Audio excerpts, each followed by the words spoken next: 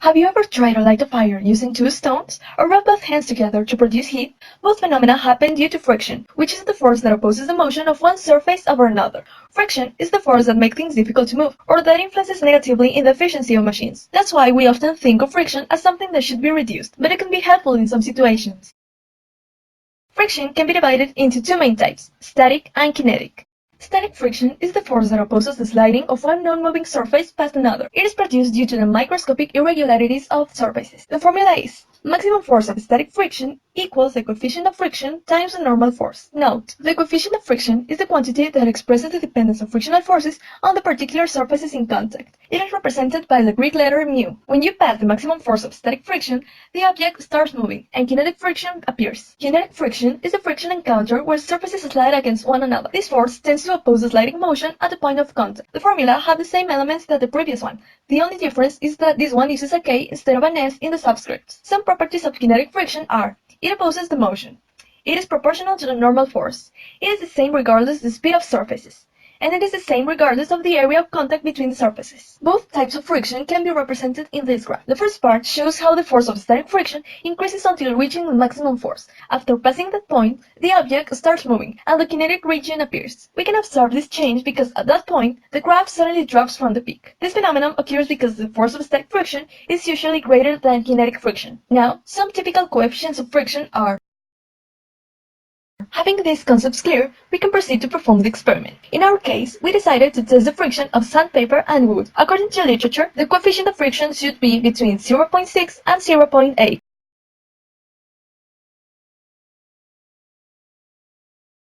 To prove all of this stated later, we want to carry out a practice. The objective of this practice is to measure the coefficient of static friction, that is μs, between two surfaces, wood and sandpaper.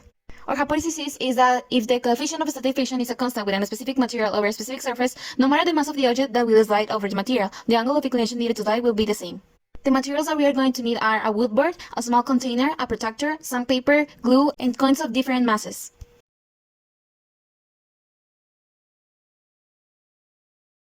Then we proceeded to carry out the next steps. First, we placed the wood board at ground level. One of the extremes was fixed while the other extreme rotated. Then we attached the sandpaper to the wood board with glue. Then we placed the first mass inside the container and put the container at the center of the extreme that rotated. Then, very slowly, we raised the level of the extreme so that the surface passed through the different angles. Then, at some points, the container started to slide downwards. We stopped raising the plane at that point and recorded the angle with the protractor for this which happened. We call this the critical angle. Then we repeated the process 9 times more and recorded the critical angle for each repetition. Then we calculated the average of the critical angle with these 10 repetitions. Finally, we calculated the μs with the tangent of the critical angle. Then we repeated the same procedure with the other two to confirm that the μs is the same as before. This confirms the idea that the μs is independent of the masses used and only depends on the two surfaces being used for the experiment.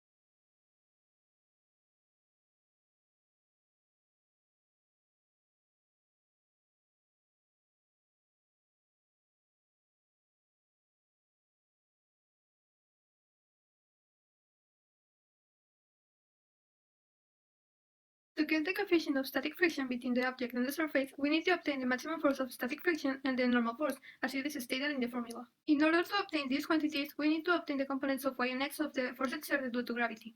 Between the y-axis and the weight vector, which is presented as a force going straight downwards, there is an inclination angle. From it, we can obtain how is the weight acting perpendicularly to the surface and how much force is needed in order for the object to move. Talking about the forces acting vertically, we have the normal force and the obtained component of the weight. As the object is not moving in this direction, we can conclude that the sum of both forces is equal to 0, and therefore that these forces are equal in magnitude but opposite in direction. By considering the forces acting horizontally, we get the force of static friction and the force given by the x component of the weight. As the object only starts moving when the force is equal to this component, we can say that it has reached the maximum force of static friction. With this, we can say that both forces are equal in magnitude, but again in opposite directions. With both forces obtained, we can isolate the coefficient of static friction from our initial formula, which gives us the result that the coefficient equals to the tangent of the given angle. When cancelling the mass and gravity by isolating, we can conclude that both quantities do not affect when talking about the magnitude of our static friction coefficient.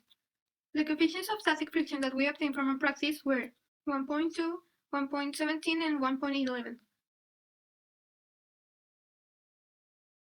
The result that we obtained with this experiment showed that the angle was almost the same in all the time that we did the experiment with different weights. This result was obtained with the method called the critical angle. For this, we apply water in a surface made of sandpaper. The block does not move until it reaches a special angle, that it was the critical angle. The Reno case was around 48 to 50. As we know, involved friction concerns the magnitude of the friction force, and for this, three quantitative relationships are required to express the magnitude of the force of friction as a function of macroscopically observable variables. The law applied, the size of the contact region, and the sliding speed. The friction force is proportional to the normal force. This radius allows to define a coefficient of friction. It is convenient to express this law in terms of a constant angle of repose, or friction angle, defined by the tangent of the angle. The angle is the angle of an inclined plane in which any object, regardless of its weight, which is on the plane, it will remain in a stationary state. But if the angle is increased by any amount, the object will slide. The frictional force is independent of the contact area because large and small objects have the same coefficient of friction, and the friction force is independent of the sliding speed. And this implies that the force required to start the movement will be the same to maintaining it sliding at any specific speed. As we were able to observe, on all types of surface there will be a static friction force exerted on an object that is on it. The mass of any object will not determine whether it causes the object to slide or not, but the angle of inclination in which the mentioned surface is will. This angle will be the same regardless of the speed of the slide that if it could vary by weight. Thanks to this statement, we can imply that friction is between any surface and object in contact.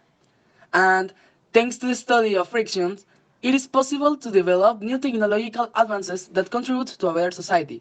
For example, for the designs of tires that can withstand the friction exerted on the asphalt supporting a car, the construction of ramps for the disabled, and the continuous improvement of machinery efficiencies in industries.